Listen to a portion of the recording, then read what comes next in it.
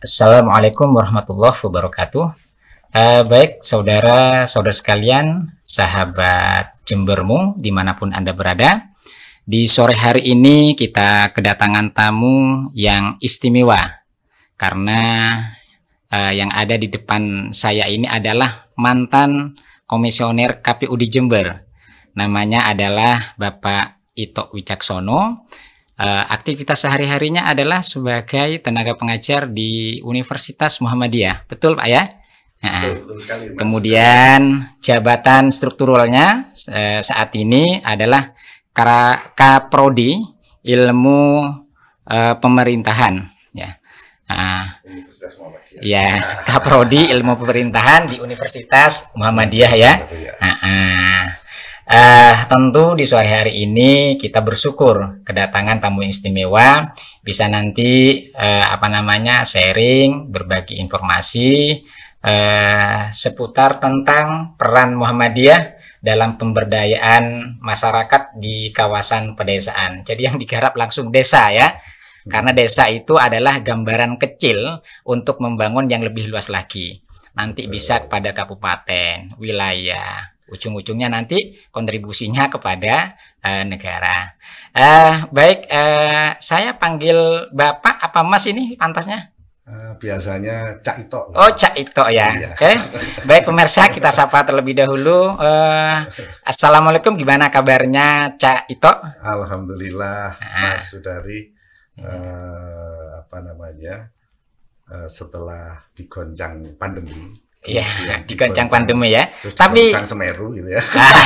Pandemi sekarang digoyang Semeru gitu kan ya. Iya. Tapi alhamdulillah ya, kita ini bisa melewati masa pandemi yang sangat menakutkan, dan kita alhamdulillah tidak menjadi korban dari pandemi, sehingga hari ini kita bisa hadir dan eksis untuk berbagi informasi dan pengetahuan ya. Betul, baik, Mas Ito saja lebih akrabnya. Oh gitu, monggo boleh. Ya. boleh. Jadi Mas Ito berbicara tentang masalah empowering ini, pemberdayaan khususnya masyarakat desa, di mana Muhammadiyah itu harus mengambil peran. Tentu untuk membuka cakrawala kita itu penting bagi Mas Ito ini untuk ya menyampaikan prolognya lah ya. Boleh. Monggo Mas Ito. Iya. Terima kasih Mas Sudari, ini sama Masnya karena masih sama-sama mudanya. Semangatnya muda ya. Semangatnya yang muda ini. Walaupun usianya di atas 40.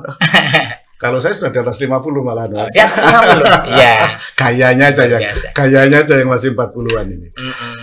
Mas Sudari, memang empowering ini sangat penting, terutama berkaitan dengan empowering kawasan perdesaan gitu. Artinya begini, kalau melihat desa itu kan hampir 90% masyarakat kita itu berada di desa. Betul. Sehingga kalau mengambil peran di desa, maka sama dengan mengambil peran yang 90% itu. 90% itu kan ya. Iya.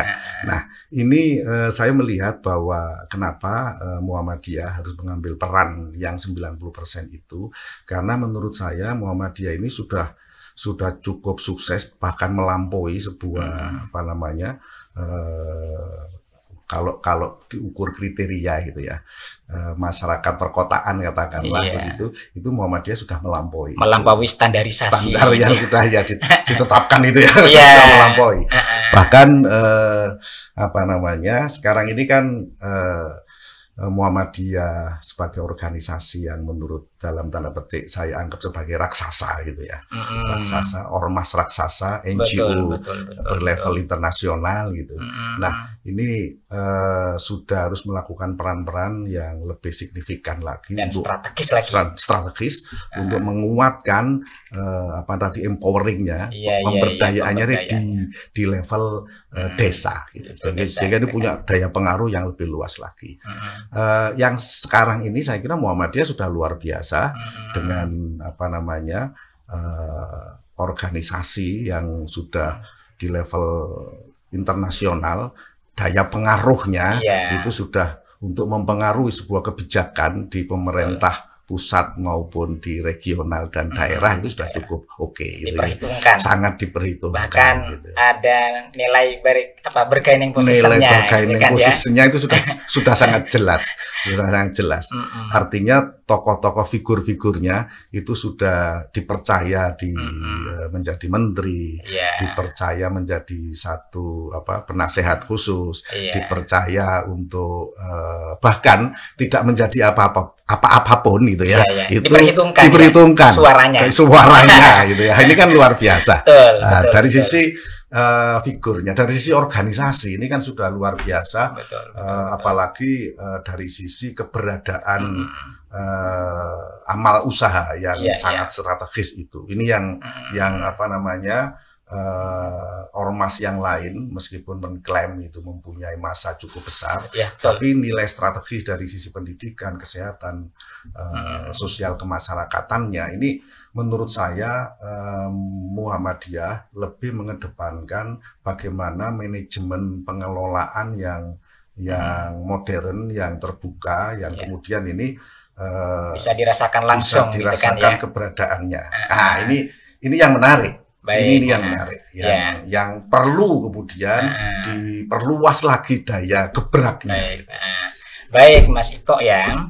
Kalau berbicara tentang eksistensi Muhammadiyah dan kontribusinya, selama ini publik melihat Muhammadiyah itu mempunyai amal usaha. Betul. Ada mulai sekolah sampai ke perguruan tinggi. Kalau di bidang kesehatan mulai puskesmas sampai rumah sakit. Betul. Di bidang pelayanan sosial mempunyai panti asuhan dan yayasan-yayasan yang lain.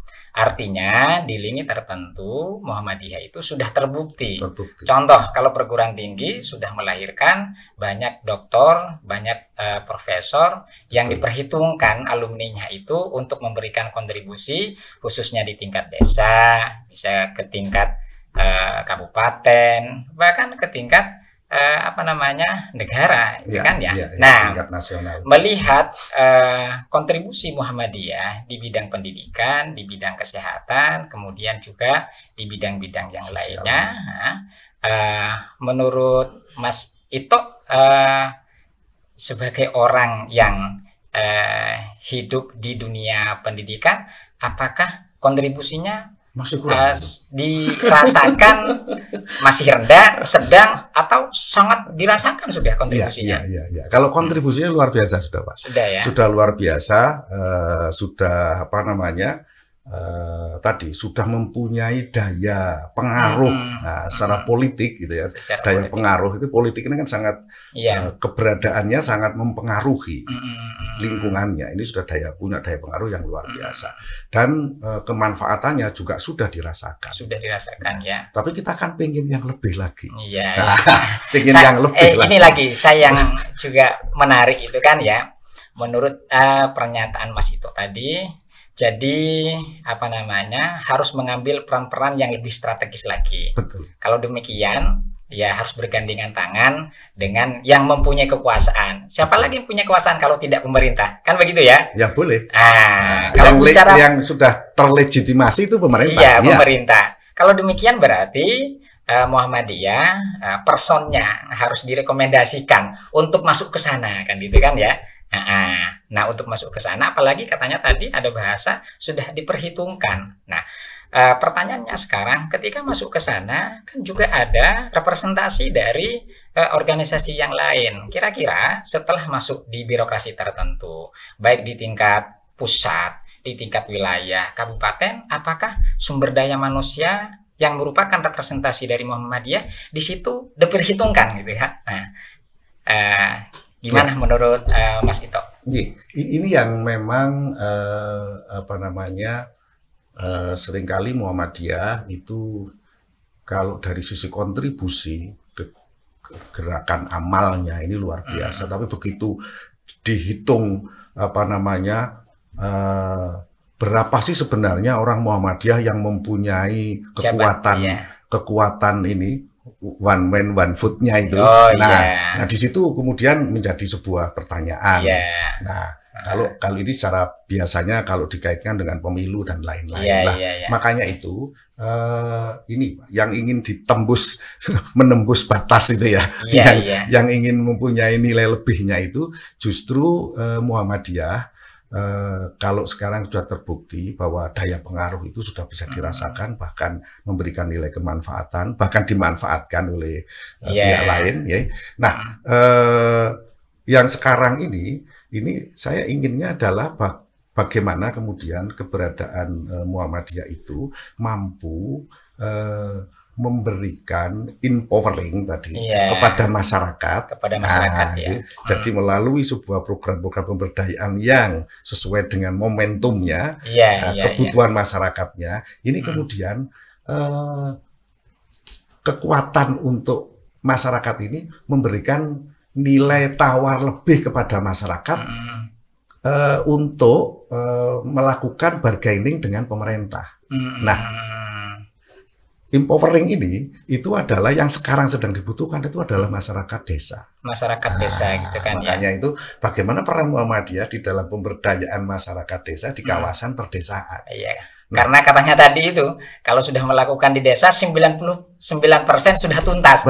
1%-nya baru ke di atasnya kan gitu. Nah, itu yang harus diambil perannya. Dan ini kan membutuhkan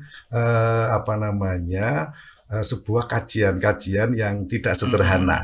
Bagaimana kemudian bisa sesuai dengan pola empoweringnya itu sesuai dengan kebutuhan masyarakat desa. Ini kan dibutuhkan tata cara metode yang tepat untuk masuk ke sana.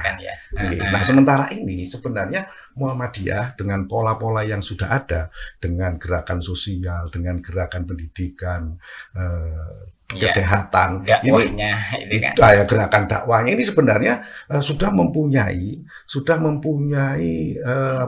sudah kaya dengan berbagai metode itu. Ini kan perlu dipertajam lagi untuk supaya bisa memberikan peran yang signifikan terhadap bagaimana penguatan nilai bargaining tawar masyarakatnya itu kemudian mempunyai dapat mempengaruhi pemerintahan di tingkat desa gitu. Baik Mas Ito ya. Ini mungkin sedikit ada problem ya. Kalau di masyarakat Jawa Timur itu warga Muhammadiyah atau aktivis Muhammadiyah bisa dikatakan kalau di tengah-tengah masyarakat itu masih lebih kecil secara kuantitatif dengan saudara kita. Nah, ketika kita terjun di masyarakat kebanyakan itu satu organisasi sosial keagamaannya ya mohon maaf ya kadang berbeda dengan kita. Di satu sisi menuntut kita untuk masuk di sana melakukan proses empowering gitu kan. Apa langkah yang harus dilakukan ketika kita berhadapan dengan masyarakat di mana masyarakat tersebut mayoritas secara sosial keagamaan beda dengan kita. Itu kan butuh yang namanya strategi. Kira-kira menurut Mas Ito, entah berdasarkan pengalaman, berdasarkan teori, apa yang harus ditawarkan? Mohon maaf ya, agar generasinya Mas Ito itu minimal apa yang disampaikan di sore hari ini bisa menjadi referensi untuk terjun di masyarakat melakukan proses empowering itu. Oke. Nah, ini yang sangat diperlukan oleh setiap pemberdaya gitu yang ingin memberikan satu bentuk nilai penguatan kepada masyarakat itu ini memang diperlukan. Jadi setiap pemberdayaan masyarakat itu kan pada nilai intinya kan menjadi yang diberdayakan. Betul. Jadi yang diberdayakan itu dijadikan subjek. Kan begitu. Itu sudah sangat syarat utama mengorangkan orang kan gitu ya. Memanusiakan, mensubjekkan gitu ya, yang mau diberdayakan.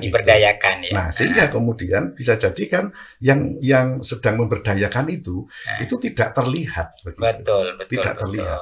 Sehingga kemudian kalau tadi ada problem bahwa loh itu kok Muhammadiyah misalnya gitu. Iya, betul. Nah, misalnya itu banyak cerita seperti itu. Nah, artinya ini kan kalau menjadi mereka itu kan harus hilang. Iya, betul. Artinya sudah tidak terlihat lagi. Iya. Loh, itu Muhammadiyah. Bukan.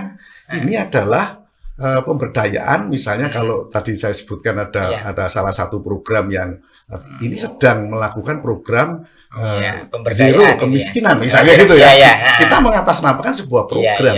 Nah, tapi orang akan melihat kan prestasi-prestasi.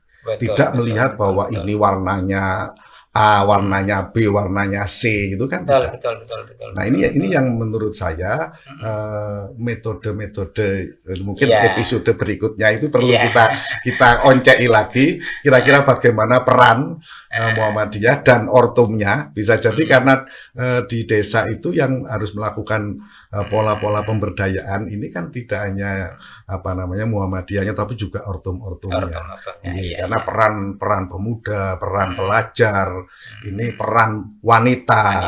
Ya, ini juga sangat dibutuhkan untuk sehingga kemudian akan sinergi. Nah, tadi artinya menjadikan masyarakat itu sebagai subjek untuk menguatkan dirinya. Betul. Jadi dia yang menguatkan dirinya, bukan kitanya tapi dianya ya.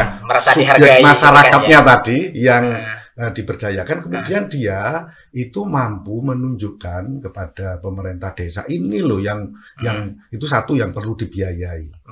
Misalnya begitu. Sehingga ini kemudian masuk di program perencanaan desa. Program perencanaan desa bisa bermitra ya. Apa yang mereka butuhkan itu kemudian masyarakat itu disinergikan dengan APBD desa ya, APBDes. Betul. Nah, sebelum masuk APBDes itu kan harus ditawarkan dulu. Betul, Pak Kades, Pak Perangkat, Pak BPD, ini loh program yang sesuai dengan kebutuhan saya. Nah, tidak semua masyarakat mempunyai kemampuan untuk menawarkan. Tidak mampu menjual gitu kan, kalau bahasa marketingnya itu bagaimana kemudian masyarakat ini mampu menjual kebutuhannya kepada pemerintah desa, misalnya kalau ini konteksnya kan pemerintah desa. Nah, pemberdayanya itu kemudian menjadi hilang, menjadi melebur menjadi satu. Nah, ini yang menjadi PR kita. Jadi itu kan salah satu strategi biar identitas kita itu tidak nampak. Tapi yang nampak adalah kontribusinya. Yang nampak adalah kontribusi. Kebutuhan masyarakat itu banyak sekali. Hari ini mungkin yang sangat dirasakan adalah problem tentang masalah ekonomi. Pendidikan, karena berkaitan dengan juga pembiayaan, maka berkaitan dengan orang yang secara ekonomi juga lemah. Artinya problem hari ini banyak tertumpu kepada persoalan ekonomi. Apalagi ditambah COVID kemarin. Iya, kondisi yang memang tidak sehat ini.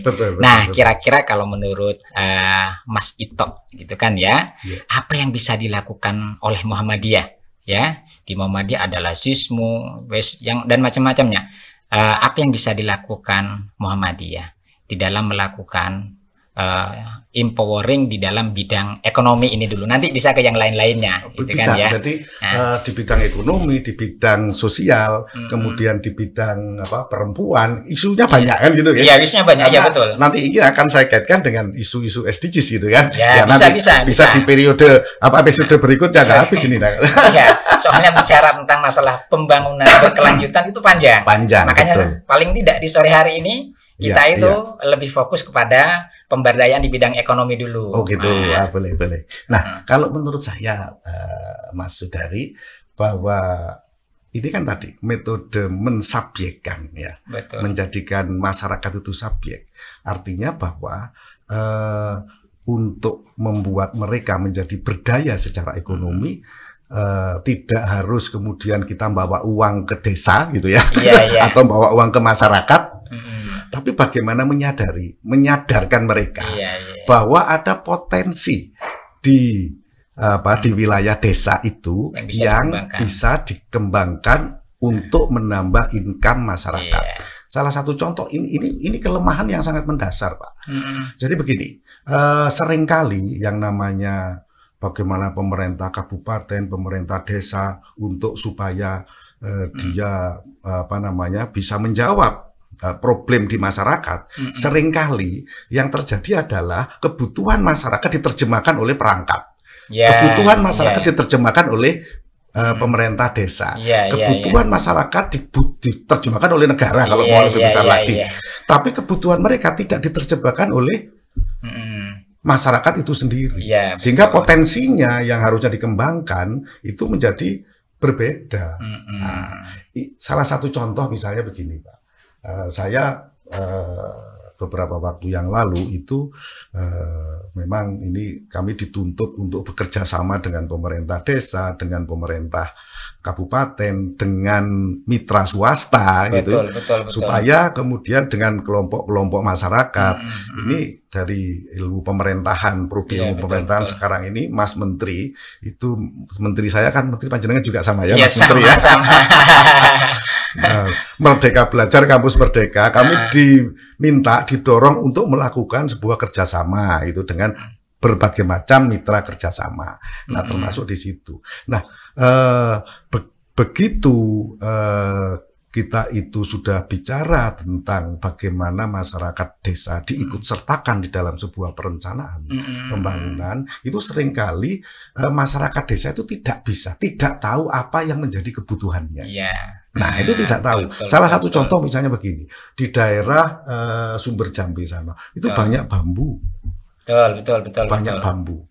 Tapi tidak ada 1, 2, 3, 4 program di desa tersebut, ya, di beberapa desa yang berkaitan dengan kerajinan bambu misalnya. Itu ya. Jadi logikanya kan apa namanya, tidak kreatif gitu kan ya. Nah, artinya bahwa masyarakat di sana tidak tahu potensi yang seharusnya dia garap di desanya. Dan itu masing-masing rumah itu mempunyai semua. Berarti langkah yang perlu dilakukan pembacaan terhadap potensi yang dimiliki oleh lingkungan tersebut gitu ya. Betul, dan menyadarkan bahwa di situ ada potensi gitu ya. Ini potensi ini yang sama harus manfaatkan. Dan kemudian ini berkaitan dengan ini.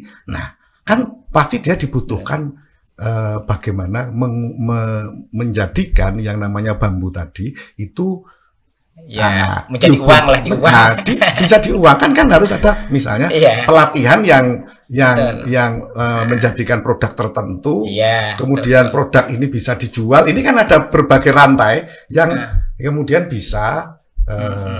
Nah, ini yang kalau secara ekonomi bahwa mengembangkan potensi lokal desa itu atau masyarakat, sehingga kemudian dia melakukan aktivitas di situ dari sumber daya alam yang ada kemudian menjadi sumber daya ekonomi. Lah ini otomatis sudah ini akan menguatkan. Kira-kira kalau menurut Mas Ito, mengapa mayoritas masyarakat yang ada di desa itu, mohon maaf gitu kan ya, walaupun tidak semuanya, kebanyakan membaca potensi yang ada di lingkungannya itu amat sangat terbatas. Apakah ada faktor pendidikannya kah, atau karena memang bisa membaca tapi karena faktor modal sehingga dia tidak bisa melakukan apa-apa, atau memang karena tidak mempunyai skill, atau karena memang tidak ada orang yang datang yang kemudian menawarkan sesuatu, macam-macam lah yang bisa dilakukan. Nah, kira-kira kalau menurut Mas Ito berdasarkan pengalaman maupun teori, sehingga masyarakat tidak terstimulus untuk mengembangkan potensinya yang ada di lingkungannya itu gimana? Itu karena gini, Pak. Jadi kalau urusan dana, urusan modal itu sebenarnya kan urusan pasar. Kemudian kalau misalnya bambu ini dibuat dibuat untuk furniture misalnya, terus kemudian siapa yang membutuhkan, berapa harganya, modelnya seperti apa? Oh, ini ternyata digunakan untuk besek pengganti plastik misalnya. Oh, ini luar biasa yang kan gitu. Sederhananya kalau kita lihat, kalau lewat ke Bondowoso itu beli tape itu kan tempat tapenya itu kan dari besek, kan? Besek, itu kan berharga. Nah, makanya kalau misalnya ada lagi yang di Puger itu kan butuh pindang-pindang, itu kan butuh juga itu sunduk sate, stik, banyak sekali yang produk-produk UMKM katakanlah gitu, kalau ini mau diberdayakan yang berbasis pada bambu. Ini kita bicara Sumber Jambe misalnya gitu Nanti kita bisa bicara yang lain di mana misalnya Sukorambi ada Mawar. Juga ada problemnya, Pak. Mas Ito ya. Ini tadi belum saya lanjutkan. Oh belum ya. Kenapa kok ini apakah ini faktor modal? Menurut saya bukan. Tapi ini persoalan jaringan saja. Nah itu maksud saya. Nah, jaringan ini yang mereka tidak konekkan. Nah Muhammadiyah sangat memungkinkan untuk bisa mengkonekkan. Iya mengkonekkan. Karena Muhammadiyah adalah kekuatan Muhammadiyah di mana? Di jaringan. Di jaringan. Jadi memfasilitasi, memediatori gitu kan ya. Betul. Sehingga masyarakat desa dikonekkan dengan ya apa namanya pedagang sate pedagang pindang yang pedagang tape yang membutuhkan itu kan ya. Nah, itu maksudnya. Itu salah satunya. Tapi sebenarnya yang namanya jaringan itu bisa lebih luas lagi. Lebih luas lagi. Artinya bisa bergerak di situ. Jadi di situ bisa misalnya bahwa kalau misalnya ini masyarakat itu diberitahu bahwa informasinya begini, mereka pasti tertarik. Kan? Setelah mereka tertarik, ini masih bisa lagi bahwa siapa yang kemudian mengelola ini. Ada badan usaha milik desa, misalnya BUMDesnya ini bisa diaktifkan. Dengan BUMDes diaktifkan, dana desa bisa menyalur ke sini, bisa membeli miliknya masyarakat dulu. Baru kemudian, nah BUMDes ini pun juga bisa membentuk jaringan. Iya, baik. Masyarakat desa itu mayoritas ya entah dengan segala keterbatasannya ya. Saya melihat itu banyak yang pasif itu kan.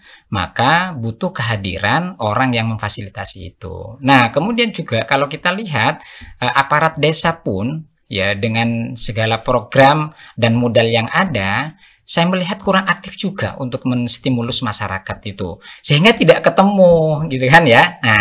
Nah maksud saya, maka penting bagi Muhammadiyah, bagi Ortom itu kan lebih aktif lagi. Bagi amal usaha Muhammadiyah yang lain maksud saya.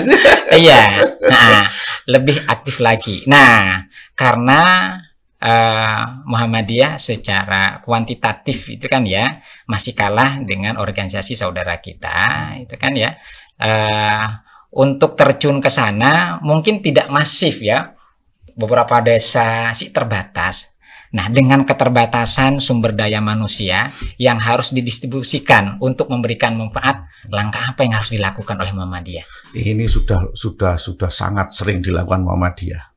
Misalnya pilot project desa binaan tertentu gitu ya. Ini sering sekali sudah dilakukan dan ini yang harus kemudian metode pilot project kemudian dalam bentuk misalnya desa binaan, pengembangan produk yang berbasis bambu misalnya atau berbasis buah-buahan atau berbasis sayuran. Kalau di Sukorambi misalnya sayuran. Atau berbasis komoditas-komoditas lain yang sesuai dengan potensinya. Nah, ini bisa menjadi sebuah pilot project dan ini bisa direplikasi. Gitu. Untuk mereplikasi ini dibutuhkan promosi. Promosi artinya promosi melalui media sosial, branding melalui termasuk misalnya salah satunya ini pekerjaan bagi Muhammadiyah ini. Pekerjaan yang tidak sulit gitu. Ada pola-pola pembrandingan terhadap potensi lokal itu. Makanya itu Pak, kenapa saya tadi ada kawasan perdesaan. Karena membranding sebuah produk di tingkat lokal itu kan bisa kawasan lereng Gunung Raung misalnya gitu. Itu kan sebuah branding. Branding. Di sana ada UMKM, ada penguatan produk-produk lokal, ada penguatan pariwisata, ada. Nah, ini yang artinya begini, tidak dibutuhkan kuantitas kemudian. Tapi dibutuhkan kualitas. Nah, ini miliknya Muhammadiyah menurut saya. Baik, Mas Ito ya. Kalau saya melihat dari pembicaraan mulai sejak tadi itu peluang Muhammadiyah untuk melakukan proses importing, khususnya karena tadi spesifikasinya berbicara di aspek ekonomi sangat memungkinkan. Sampai kemudian menawarkan menjadi desa binaan, ada pilot project dan macam-macamnya kan gitu kan ya. Nah, dengan berbagai masalah. Nah, berikutnya kira-kira ya, apa harapan Mas Ito sebagai akademisi, ya, untuk mendorong dan mendistribusikan mahasiswa atau sumber daya manusia, agar masyarakat yang tadi itu tidak bisa terkonekkan dengan konsumen, bisa terkonekkan dengan aparat desa yang mempunyai program dan modal, sehingga ini bisa sinergi. Ketika bisa sinergi nanti akan bisa berjalan. Kalau sudah bisa berjalan, maka tinggal mengevaluasi. Nah, hari ini masih banyak yang tidak tercipta seperti itu. Monggo harapannya Mas Ito sebagai akademisi. Harapan saya begini Pak, artinya dengan peran Muhammadiyah untuk mengembangkan memberdayakan masyarakat di bidang ekonomi, masih di bidang ekonomi. Ini dampaknya kan macam-macam, bisa mengentas kemiskinan, bisa mengurangi tenaga kerja, memberdayakan perempuan dan lain-lain. Dampak dari pengembangan itu. Harapannya adalah masyarakat akan menumbuhkan rasa percaya diri. Nah, confident ya. Dia kan confident.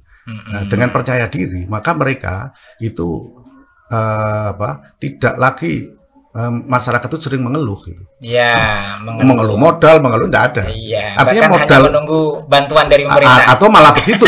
Ini penyakit ini yang sekarang sedang banyak terjangkit setelah pandemi. Nunggu bantuan dari pemerintah misalnya gitu. Ini yang harus dilawan gitu. Nah, ditinggalkan ya. Iya. Nah, dengan diberikan bahwa sampean ini kalau melakukan sebuah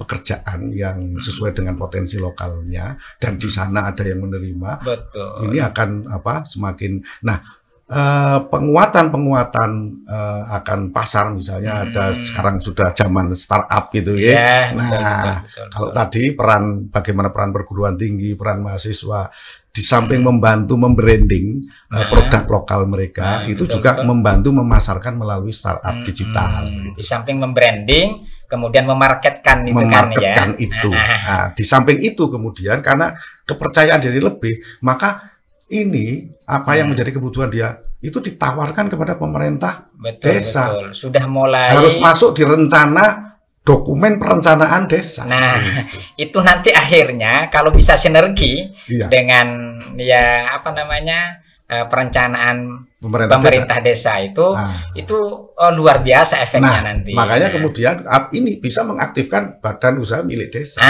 Itu. Badan usaha milik desa bisa membeli produk mereka. Betul. Ini nanti ada pembinaan lanjutan lagi menjadi peran pemerintah kabupaten. Bagaimana kemudian harus mengkoneksikan antar bumdes misalnya gitu. Ya. Sehingga nanti akan bermunculan itu kan ya usaha-usaha dari desa tertentu yang bisa diekspos oleh pemerintahan kabupaten. Nah, setelah diekspos ada banyak permintaan, tidak hanya dalam negeri yang meminta, tapi juga orang luar negeri, sehingga bisa diekspor. Betul. Produk apa katanya tadi Sukowono sumber jambi bisa sampai ke Malaysia, bisa sampai ke Korea, Amerika dan yang lain-lainnya. Nah, inilah masih pentingnya kita itu untuk berbagi pengetahuan dan pengalaman. Mudah-mudahan saudara kita yang ada di desa sana yang hari ini masih pasif tidak melakukan sesuatu, padahal potensi di daerahnya itu sangat banyak, karena merasa tidak mempunyai modal, tidak ada jaringan, sehingga kemudian pasrah begitu saja. Apa katanya Allah kan gitu kan ya, termasuk komunitas masyarakat yang Jabariyah kan gitu kan ya. Terakhir Mas Ito sebagai closing statement gitu kan ya, karena ini kayaknya banyak sekali ya. Sebagai closing statement dari Mas Ito yang berkaitan dengan pemberdayaan masyarakat ini, monggo silakan bisa disampaikan. Ini melihat tadi potensi bagaimana memberdayakan masyarakat, memberikan penguatan kepada masyarakat untuk bisa menjual ide dan gagasan mereka sendiri. Nah, siapa yang harus melakukan? Betul. Menurut saya yang melakukan ini adalah miliknya Muhammadiyah. Perannya Muhammadiyah yang memungkinkan untuk melakukan itu. Karena punya ide. Karena punya berbagai macam contoh soal, yang contoh soal kesuksesan. Betul.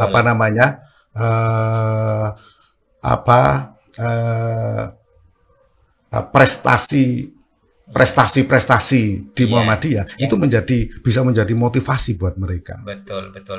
Karena ini menjadi bukan milik ormas yang lain. Milik Muhammadiyah yang harus masuk di situ. Nah, kalau ini nanti akan bisa memberikan nilai kepercayaan lebih kepada masyarakat dan masyarakat menjadi lebih percaya diri, maka tidak melihat lagi ini Muhammadiyah, ini ormas yang lain, NU, ini tidak ada. Gitu ya. Bahwa ternyata ya karena memang nilai kemanusiaan lah yang membawa mereka, dan ini kalau membawa nilai keberkahan maka datangnya dari Allah gitu kan. Nah, itu kan luar biasa gitu. Inilah kalau dalam bahasa agama, jadi yang dilihat itu adalah nilai-nilai kemanfaatannya, bukan simbol atau identitas. Sehingga kalau kita sampaikan itu khairun nas anfa'uhum linnas, paling baiknya manusia itu adalah yang paling bermanfaat. Maka ambillah peran sekecil apapun gitu kan ya, yang bisa kita lakukan, berikan kontribusi kepada publik untuk melakukan proses empowering, maka insya Allah nanti kita akan maju bersama sehingga menjadi sebuah komunitas atau negara baldatun thayyibah. Kan begitu Mas Ito ya? Sepakat saya. Oke, sip. Terima kasih Mas Ito. Bisa kita sambung di lain kesempatan. Siap. Bisa juga tema yang berkaitan dengan ini atau tema masih berlanjut saja nanti kan bisa berlanjut dari tadi ekonomi menjadi sosial dan yang lain-lainnya ya bahkan nanti yang peran politik juga boleh karena begini, kalau akademisi itu tidak boleh mandek gitu kan ya. Tidak boleh kalau Habibie itu bilang kalau tidak bergerak, tidak berkarya itu mati katanya. Jadi harus bergerak dan berkarya gitu. Terima kasih, sampai di sini kita ucapkan selamat beraktivitas. Kayaknya Mas Ito ini masih mempunyai kegiatan lain setelah ini gitu kan ya. Betul Mas betul. Kita cukupkan sampai di sini. Akhirul kalam, billahi taufiq wal hidayah. Wassalamualaikum warahmatullahi wabarakatuh. Waalaikumsalam warahmatullahi wabarakatuh. Terima kasih atas undangannya. Saya tunggu undangan berikutnya. Sama-sama.